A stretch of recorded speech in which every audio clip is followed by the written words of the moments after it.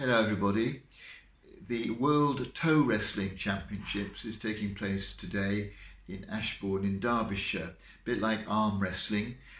You lock toes with your opponent in a sort of frame that has bookends, like type of thing, and the aim is to push your opponent's foot towards one or other side, and the first to get their opponent's foot to touch the bookend is the winner.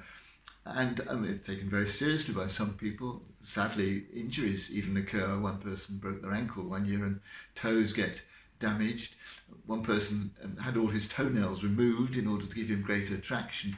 But for most people, it's a day out and a bit of fun at the local pub. It goes back to 1974 when a group of people were bemoaning yet another England loss in a World Cup competition and decided the only way they could make sure England won was to invent a sport that nobody else knew about.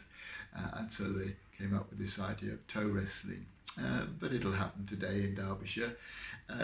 One person wrestling with another, which I think is an image for us of a number of relationships that we engage with in our lives. The Hebrew scriptures contain the story of Jacob wrestling with God. He goes off one night on his own and wrestles with God, and it's clearly a real struggle.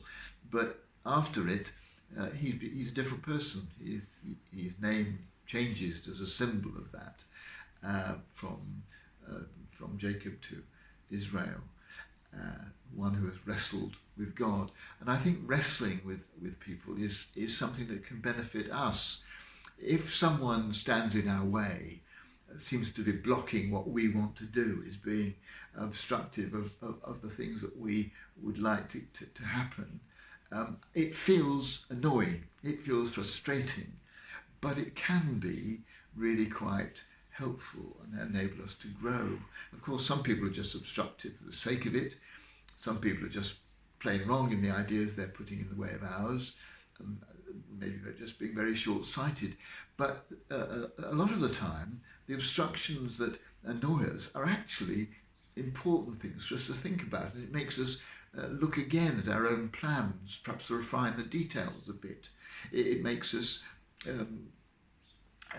think through and perhaps even change decisions that we've made. And even if that doesn't happen, the notion of having to wrestle with somebody who's not going along with our way of doing things can help us to develop our own personal style, make us stronger people if we react to it in a creative kind of way.